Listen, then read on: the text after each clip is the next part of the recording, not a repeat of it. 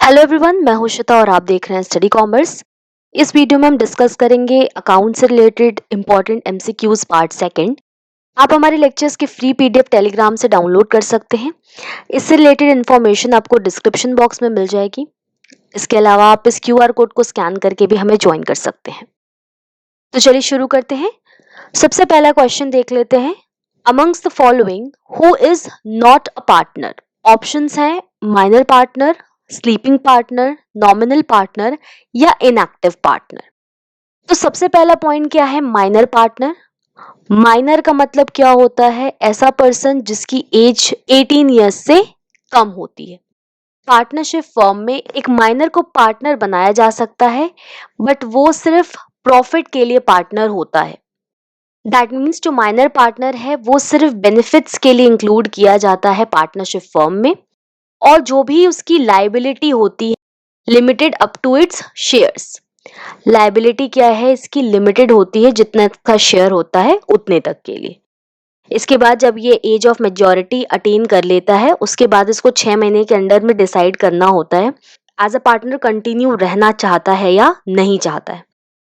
अगर ये कुछ भी डिक्लेरेशन नहीं देता है तो ऑटोमेटिकली ये पार्टनर कंसिडर कर लिया जाएगा और इसकी लाइबिलिटी उसी दिन से बनेगी जिस दिन से ये एज अ पार्टनर एंटर हुआ था। दूसरा है स्लीपिंग पार्टनर। स्लीपिंग पार्टनर वो पार्टनर होता है जो प्रॉफिट शेयर करता है, प्रॉफिट एंड लॉसेस शेयर करता है, कैपिटल इन्वेस्ट करता है। इसकी लाइबिलिटी अनलिमिटेड होती है, लेकिन ये मैनेजमेंट में एक्टिव पार्टिसिपेशन नहीं करता है, या इसे डोरमेंट पार्टनर भी कहते हैं। जो डे टू डे फंक्शनिंग है या डे टू डे एक्टिविटीज है उसमें पार्टिसिपेट नहीं करता है। नेक्स्ट है नॉमिनल पार्टनर। नॉमिनल पार्टनर वो पार्टनर होता है जो एक्चुअल में पार्टनर नहीं होता है फर्म का, बस वो अपना नाम देता है फर्म के इंटरेस्ट के लिए। ये ना प्रॉफिट एंड लॉस शेयर करते हैं, ना ये कैपिटल कंट्रीब्यूट करते हैं, कोई भी चीजें ये नहीं करते हैं। मिस्टर ए मिस्टर बी के साथ कोई अग्रीमेंट करने के लिए जाते हैं और वहां एक थर्ड पर्सन मिस्टर सी भी गए हैं, तो बी से अग्रीमेंट के दौरान अगर ए कहते हैं कि मिस्टर सी भी हमारी फर्म में पार्टनर हैं और मिस्टर सी इस बात को डिनाई नहीं करते हैं, तो इनको हम क्या कहेंगे? मिस्टर सी को हम क्या कहेंगे? Nominal partner. अब इस सिचुएशन में क्या होगा? मिस्टर बी के लिए मिस्टर सी भी पार्टनर हैं जो फर्म है उसमें। तो कल को अगर कोई प्रॉब्लम होती है, लायबिलिटी पेमेंट नहीं हो पाती है, ऐसी सिचुएशन में मिस्टर सी मिस्टर बी को लायबल होंगे। क्यों लायबल होंगे? क्योंकि एक्चुअली में मिस्टर सी पार्टनर नहीं है, लेकिन मिस्टर बी की नजर में, यानी जो थर्ड पार्टी है उसकी नजर में मिस्टर सी भी उस फर्म के पार्टनर हैं। तो ये तीनों ही टाइप्स ऑफ पार्टनर हैं। तो यहाँ ऑप्शन डी करेक्ट होगा। Inactive partner type of partner नहीं है। नेक्स्ट क्वेश्चन देख लेते हैं। When drawings are made at the end of each month, interest on drawing is calculated for 5 months, 6 months, 5.5 months या 6.5 months। तो इंटरेस्ट ऑन ड्राइंग्स कैलकुलेट करने का formula है amount of drawing into rate upon 100 into month by 12। अब यहां पर situation दिया है कि ड्राइंग कब की जा रही है? At the end of the each month. जब मंथली ड्राइंग्स की जाती है तो कितने मंथ्स के लिए इंटरेस्ट निकाला जाएगा, उसके लिए कुछ केसेस मेंशन किए गए। पहला केस है बिगिनिंग ऑफ ईच मंथ, यानी जो ड्राइंग्स की जा रही है वो हर मंथ की शुरुआत में की जा रही है। तो कैलकुलेट करने का फॉर्मूला है, इसके लिए हम एवरेज पीरियड निकालेंगे। फॉर्मूला है इसका time left after first drawing plus time left after last drawing divided by 2। तो यहां पर देखिए बिगिनिंग ऑफ ईच मंथ में निकाल रहा है। अगर हम जनवरी से दिसंबर तक की बात करें, तो अगर 1 जनवरी को पहली ड्राइंग की जा रही है, beginning of the first month, यानी मान लीजिए 1 जनवरी को अगर ड्राइंग की जा रही है, तो 1 जनवरी से दिसंबर तक कितना टाइम हमारे पास बच रहा है? 12 मंथ्स का। क्योंकि बिगिनिंग ऑफ द मंथ की जा रही है तो हम जनवरी से दिसंबर तक का टाइम लेंगे, तो टोटल कितना टाइम हमारा हो रहा है 12 months plus time left after last drawing. तो लास्ट ड्राइंग कब की गई होगी? 1 दिसंबर को की गई होगी। 1 दिसंबर से 31 दिसंबर तक अगर हम गिने तो कितना हो गया? ये 1 मंथ हो गया, डिवाइडेड बाय 2। तो इसका टोटल करेंगे 13/2, ये हो जाएगा आंसर 6.5 मंथ्स। तो अगर बिगिनिंग ऑफ द मंथ में ड्राइंग हो रही है तो कितने महीने के लिए यहाँ पर कैलकुलेशन होगा इंटरेस्ट का? 6.5 मंथ्स के लिए। इसी तरीके से एंड का हम निकाल सकते हैं। एंड ऑफ द मंथ में कर रहा है तो 31 जनवरी को करेगा, तो time left after first drawing कितना हो गया? 11 मंथ्स हो गया हमारा। प्लस हम करेंगे लास्ट ड्राइंग कब की जा रही है? 31 दिसंबर को की जा रही है, तो time left after last drawing कितना हो गया? 0 हो गया, डिवाइडेड बाय 2, 11/2 कर लेंगे, ये हो जाएगा आपका 5.5 मंथ्स। इसी तरीके से मिडिल ऑफ द मंथ भी हो सकता है। मिडिल ऑफ द मंथ का मतलब क्या हो गया? Time left after first drawing कितना हो गया? 11.5 हो गया, plus time left after last drawing 0.5 हो गया, इसको हम 2 से डिवाइड कर देंगे, तो ये आ जाएगा आपका 6 मंथ्स, जो कि ये दिया हुआ है। अगर मिडिल ऑफ द मंथ में निकाल रहा है तो 6 मंथ्स, और अगर एंड में निकाल रहा है तो 5.5 मंथ्स, और बिगिनिंग में निकाल रहा है तो 6.5 मंथ्स। यहाँ पर ऑप्शन सी करेक्ट होगा। इंटरेस्ट ऑन ड्राइंग्स पे मैंने ऑलरेडी एक डिटेल वीडियो बनाया हुआ है, तो आप आई बटन पे क्लिक करके उस वीडियो को देख सकते हैं। नेक्स्ट क्वेश्चन है, the profit of a firm for last 5 years is ₹80,000, 90,000, 70,000, 85,000 and ₹1,00,000. Goodwill of the firm is calculated on the basis of 3 years of purchase of average profit of 5 years. Value of goodwill is. हमें यहाँ पर average profit जो method होता है उससे goodwill का जो value है उसको कैलकुलेट करना है। तो देखिए, वैल्यू ऑफ गुडविल कैलकुलेट करने के लिए 3 मेथड्स होते हैं। पहला है एवरेज प्रॉफिट मेथड, दूसरा मेथड है सुपर प्रॉफिट, तीसरा होता है capitalisation method. Average profit method का जब हम यूज करते हैं तो इस सिचुएशन में करते हैं कि हम देखना चाहते हैं कि फ्यूचर में क्या हो सकता है प्रॉफिट हमारा। दैट मीन्स हम फ्यूचर एस्टिमेट लगाने की कोशिश करते हैं। जो भी हमारा फ्यूचर प्रॉफिट होता है वो हमारी आज की जो एवरेज परफॉर्मेंस होता है उस पर डिपेंड करता है या उस पर बेस्ड होता है। तो ये देखने के लिए कि कितना हमारा एस्टिमेटेड प्रॉफिट हो सकता है, इसके लिए एवरेज प्रॉफिट मेथड का यूज किया जाता है। फॉर्मूला हो जाएगा आपका value of goodwill is equal to average profit into number of years purchase. एक बात ध्यान रखेंगे कि इस क्वेश्चन में हमें डायरेक्टली एवरेज प्रॉफिट और नंबर ऑफ इयर्स परचेज दिया है। कई बार आपके क्वेश्चन में कुछ एडजस्टमेंट्स की भी जरूरत पड़ सकती है। जैसे कि अगर कोई एबनॉर्मल इनकम दिया हुआ है तो उसको हम क्या करेंगे? लेस कर देंगे प्रॉफिट में से। अगर कोई एबनॉर्मल लॉस दिया हुआ है तो उसको हम क्या कर देंगे? ऐड कर देंगे। और अगर कोई इनकम फ्रॉम इन्वेस्टमेंट है उसको हम क्या करते हैं? डिडक्ट कर देते हैं नेट प्रॉफिट में से। इस बात का ध्यान रखेंगे कि कई बार एडजस्टमेंट्स करने के लिए भी हो सकती है। यहाँ पर हमारे क्वेश्चन में कोई एडजस्टमेंट नहीं दिया है तो हम सीधे सीधे क्वेश्चन निकाल सकते हैं। हमें क्या क्या चाहिए? एवरेज प्रॉफिट चाहिए और नंबर ऑफ इयर्स परचेज चाहिए। Number of years purchase 3 years दिया हुआ है, हमें सबसे पहले एवरेज प्रॉफिट निकालना है। इसका टोटल करेंगे तो आएगा 4,25,000। हमें क्या निकालना है? एवरेज प्रॉफिट निकालना है। तो एवरेज प्रॉफिट निकालेंगे हम 4,25,000 डिवाइडेड बाय कितने इयर्स का प्रॉफिट दिया हुआ है? 5 इयर्स का। तो एवरेज निकालेंगे 4,25,000 डिवाइडेड बाय 5, तो ये आपका आंसर आएगा इसका 85,000। एवरेज प्रॉफिट हमारा हो गया ₹85,000। वैल्यू ऑफ गुडविल ये हो जाएगा आपका एवरेज प्रॉफिट कितना दिया है? ₹85,000 into number of years purchase आपको दिया है 3, 2,55,000। तो यहाँ पर ऑप्शन सी करेक्ट होगा। 2,55,000 is the value of goodwill. Next question देख लेते हैं। नेक्स्ट क्वेश्चन है, mister x a partner in a partnership firm withdraws rupees 2000 at the end of the each month. Rate of interest is 5%. Interest on drawing at the end of the year will be. तो देखिए अभी हमने previously पढ़ा beginning of the each month, end of the each month और middle of the each month में किस तरीके से कितने मंथ का हम इंटरेस्ट कैलकुलेट करते हैं। तो beginning of the each month होगा तो हम 6.5 मंथ्स के लिए निकालेंगे, एंड होगा तो 5.5 और मिडिल होगा तो 6 मंथ्स के लिए। तो हमसे यहाँ पर एंड ऑफ द मंथ पूछा गया है। क्या कहा गया है, 2000 निकाला जाता है at the end of each month. तो पहले हम क्या करेंगे, 12 मंथ्स के लिए कैलकुलेट कर लेंगे। तो 2000 इंटू 12 कर देंगे, ये हो जाएगा आपका रुपीस 24,000 पूरे साल का।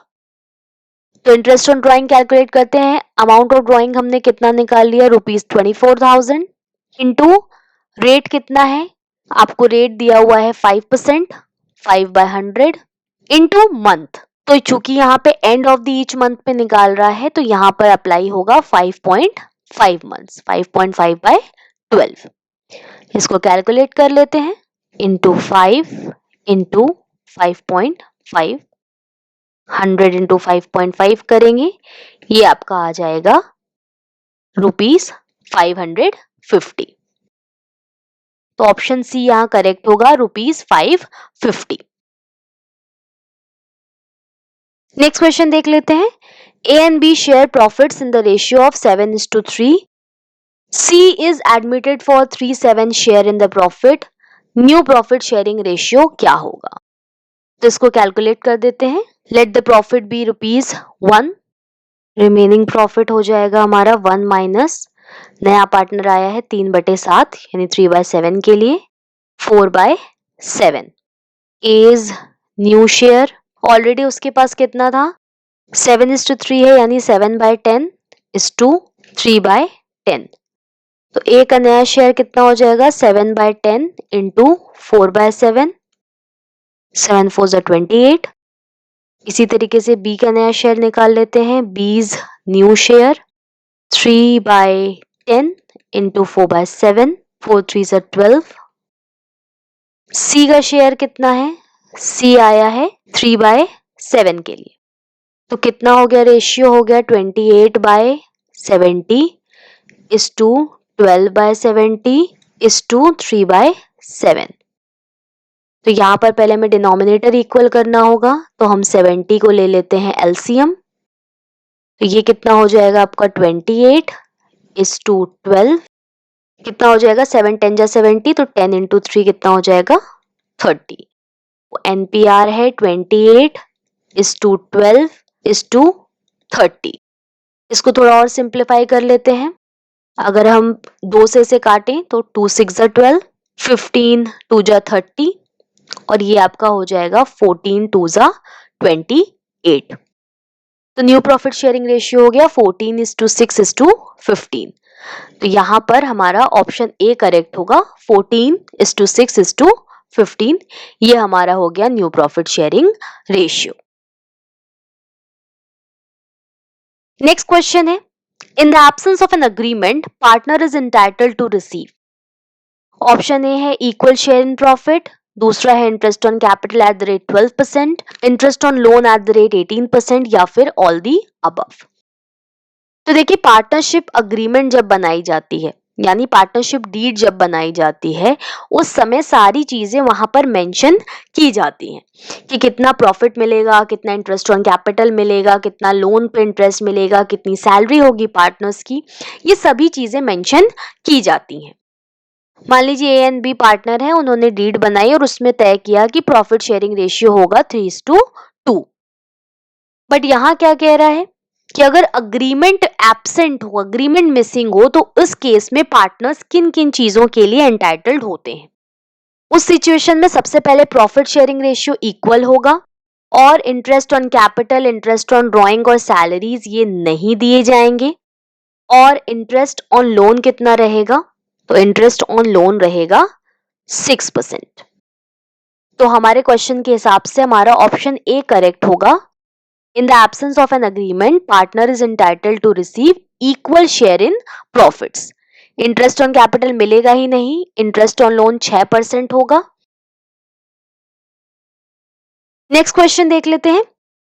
Under Garner versus Murray rule, in the event of dissolution of a partnership firm, solvent partners will have to share the deficiency of insolvent partners in which ratio? पहला है प्रॉफिट शेयरिंग रेशियो, दूसरा है capital ratio, तीसरा है current account ratio या फिर fourth equal ratio. यहां पर देखिए एक फेमस इंग्लिश रूल के बारे में दिया गया है, Garner versus Murray rule. Garner versus Murray rule के केस में यहां पर पूछा जा रहा है कि अगर फर्म का डिसोल्यूशन होता है और कोई पार्टनर इनसॉल्वेंट हो जाता है, उस सिचुएशन में जो पार्टनर सॉल्वेंट है, जो इनसॉल्वेंट पार्टनर की डेफिशिएंसी है, जो वो पे नहीं कर पा रहा है, उसको किस रेशियो में सॉल्वेंट पार्टनर शेयर करेंगे। तो यहां पर ध्यान दीजिए, ऑप्शन बी करेक्ट होगा। गार्नर वर्सेस मरे रूल के हिसाब से इनसॉल्वेंट पार्टनर की जो डेफिशिएंसी है उसको सॉल्वेंट पार्टनर्स कैपिटल के रेशियो में बियर करते हैं।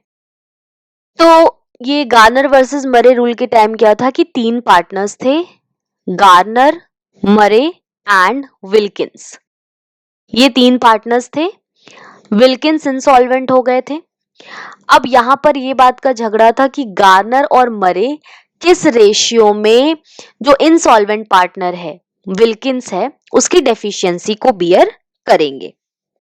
देखिए, इनसॉल्वेंसी ऑफ अ पार्टनर का मतलब क्या है कि जब फर्म का डिसोल्यूशन हो रहा होता है, उस टाइम जो एसेट्स हैं उनको सेल किया जाता है, लायबिलिटीज को पे किया जाता है। डिसोल्यूशन के टाइम जरूरत पड़ने पे जो प्राइवेट प्रॉपर्टीज होती हैं वो भी यूज की जाती हैं कंसर्न्ड पार्टनर्स की।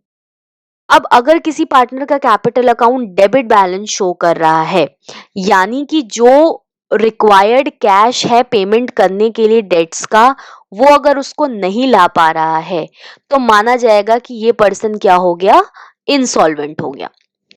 दूसरा, यहां पर एक बात ध्यान रखेंगे कि गार्नर वर्सेस मरे का रूल तभी अप्लाई होता है जब पार्टनर्स में से कोई एक ही पार्टनर इंसॉल्वेंट हो।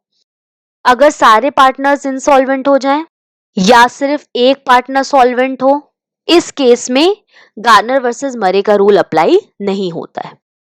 इसके अलावा अगर पार्टनरशिप डीड में कोई स्पेसिफिक मेथड दिया गया है इंसॉल्वेंसी के टाइम फॉलो होने के लिए, उस टाइम भी गार्नर वर्सेस मरे का रूल अप्लाई नहीं होता है।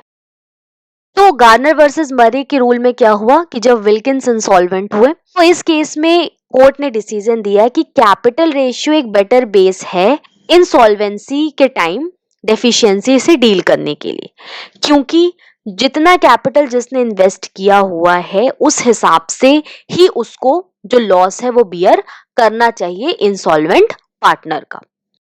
तो ये रूल क्या कहता है, सबसे पहली चीज, जो सॉल्वेंट पार्टनर्स है वो कैश लेकर के आएंगे लॉस ऑन रियलाइजेशन पे, जो उनका शेयर ऑफ लॉस है उसके लिए। दूसरा, इसके बाद जो इंसॉल्वेंट पार्टनर का शेयर होगा उसको वो कैपिटल रेशियो में बियर करेंगे। तो ऑप्शन बी यहां पर करेक्ट होगा। नेक्स्ट क्वेश्चन देख लेते हैं। क्वेश्चन नंबर 8 है, X, Y and Z are partners and share profits and losses in the ratio of 1/2, 1/3 and 1/6. Z dies. The gaining ratio of X and Y will be. Options हैं 3:2, 2:3, 1/2:1/3 या 1:1। तो इसको देख लेते हैं। सबसे पहले देखिए, गेनिंग रेशियो का फॉर्मूला क्या होता है, new ratio minus old ratio. यहाँ पर 3 पार्टनर्स हैं, X है, Y है और Z है। डेथ हो जाती है Z की। सबसे पहले शेयर देख लेते हैं, ओल्ड कितना है, ओल्ड शेयर क्या है या ओल्ड रेशियो क्या था इनका। यहाँ पर दिया है 1/2:1/3:1/6।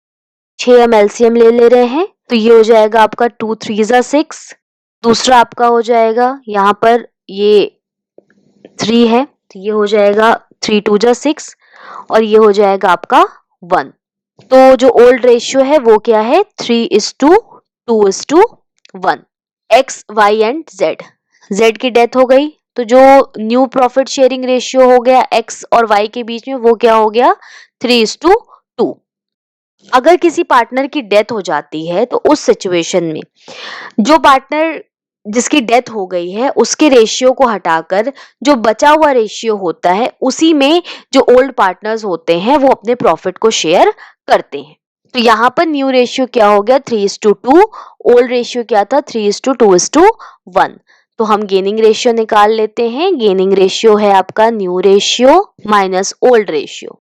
सबसे पहले ए का गेनिंग रेशियो निकाल लीजिए। न्यू रेशियो क्या है 3/5 माइनस ओल्ड रेशियो था 3/6 minus 5×3=15।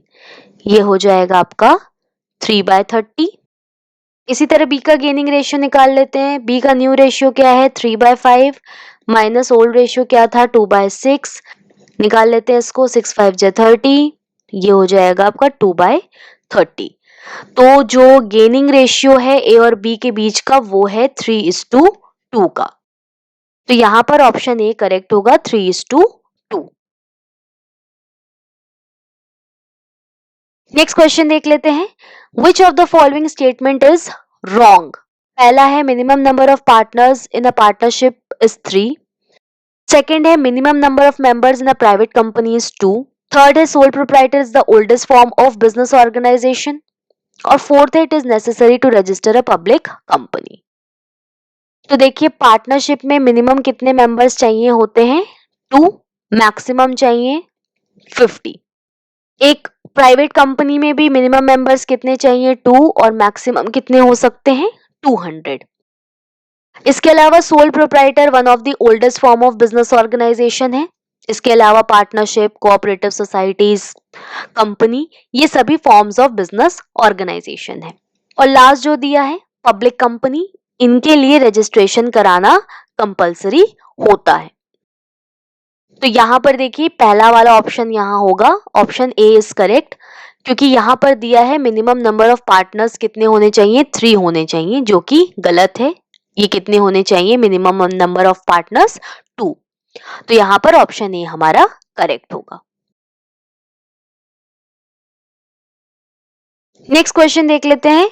A and B are partners, A died in an accident, so firm will be dissolved, partnership will be ended, firm and partnership both will be dissolved या none of the above। तो देखिए यहां कहा जा रहा है ए और B partners हैं, ए की डेथ हो गई। तो अगर यहां पर आप देखें तो ए और बी दो पार्टनर्स हैं। ए की अगर डेथ हो जाती है तो सबसे पहले क्या होगा, जो इनकी पार्टनरशिप है वो डिसॉल्व हो जाएगी। आपको पता है पार्टनरशिप चलाने के लिए हमें कितने मेंबर्स की जरूरत है, मिनिमम 2। अब यहाँ दो पार्टनर्स में से एक पार्टनर की जब डेथ हो गई तो एक अकेला पार्टनर बिजनेस को रन नहीं कर सकता। तो ऐसी सिचुएशन में फर्म भी डिसॉल्व हो जाती है। Firm is also dissolved. ध्यान दीजिए दो पार्टनर्स हैं, अगर उनमें से किसी एक की डेथ हो जाती है तो दोनों पार्टनर्स के बीच में जो पार्टनरशिप है वो भी खत्म हो जाएगी, प्लस मिनिमम 2 पार्टनर हमें चाहिए किसी फर्म को रन करने के लिए। तो ऐसी सिचुएशन में अगर 2 ही पार्टनर हैं और एक पार्टनर की डेथ हो जाती है तो अकेला एक पार्टनर फर्म को नहीं चला सकता। तो ऐसी सिचुएशन में फर्म भी डिसॉल्व हो जाती है। तो यहां पर क्या होगा, both firm and partnership dissolves. तो यहां पर ऑप्शन सी करेक्ट होगा। अगर हम दूसरी सिचुएशन ले लें, मान लीजिए कि 3 पार्टनर्स हैं, ए भी हैं, बी भी हैं और सी भी हैं, 3 पार्टनर्स हैं और ए की डेथ हो जाती है। तीनों पार्टनर्स के बीच में जो अग्रीमेंट है, तीनों पार्टनर्स के बीच में जो पार्टनरशिप है वो डिसॉल्व हो जाएगी, लेकिन फर्म डिसॉल्व नहीं होगी। क्यों नहीं होगी? क्योंकि ए की डेथ के बाद बी और सी आगे पार्टनरशिप को कंटिन्यू कर सकते हैं। तो आज की इस वीडियो में हमने पढ़ा अकाउंट्स में important MCQs part second. Hopefully ये चीजें आपको समझ में आई होंगी। Thank you.